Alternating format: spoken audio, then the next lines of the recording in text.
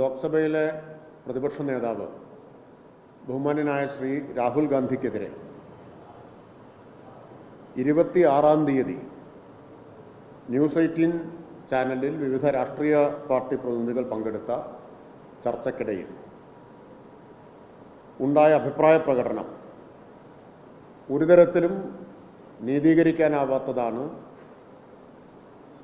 അങ്ങേയറ്റം സംസ്കാരശൂന്യമാണ്.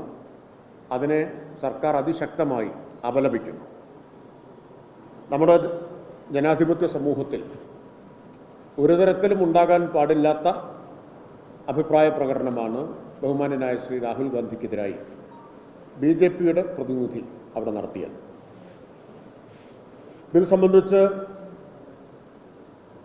പക്ഷേ വിചിത്രമായിട്ടുള്ള കാര്യം, പോലീസിനൊരു പരാതി ലഭിക്കുന്നത് 29-ാം തീയതി ഉച്ചയ്ക്ക് 12:10 അതായത് ഇന്നലെ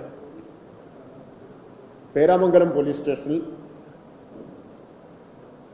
12:10 പരാതി ലഭിച്ചു. 1:49 ക്രൈം 946/2025 നമ്പറായി BNS നിയമത്തിലെ 192, 352, 351(2) എന്നീ വകുപ്പുകൾ പ്രകാരം BJPയുടെ പ്രവർത്തകനായ ഒരു പ്രിന്റു മഹാദേവനെ പ്രതി ചേർത്തുകൊണ്ട് അയാളാണ് ഈ പരാമർശം നടത്തിയത്. പോലീസ് കേസ് രജിസ്റ്റർ ചെയ്ത് അന്വേഷണം നടത്തിക്കൊണ്ടിരിക്കുകയാണ്.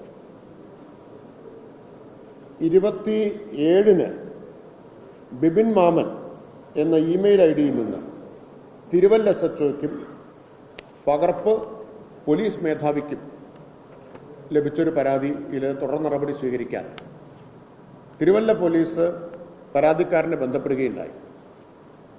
27-ന് ഇമെയിലായിട്ട് കിട്ടിയതാണ്. SHOയ്ക്ക് കിട്ടിയതിൻ്റെ പകർപ്പ് പോലീസ് മേധാവിക്കും ഉണ്ടായിരുന്നു.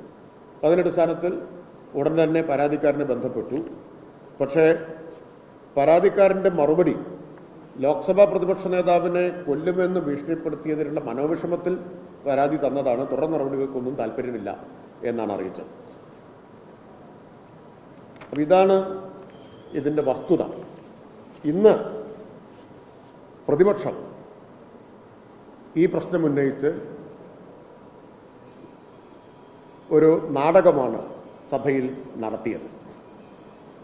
യഥാർത്ഥത്തിൽ 26-ന് ഈ സംഭവം ഉണ്ടായി.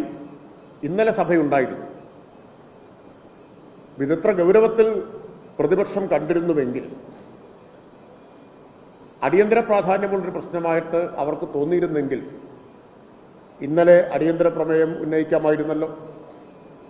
എന്തുകൊണ്ടാണ് ഇന്നലെ അടിയന്തര പ്രമേയം ഉന്നയിക്കാതിരുന്നത്?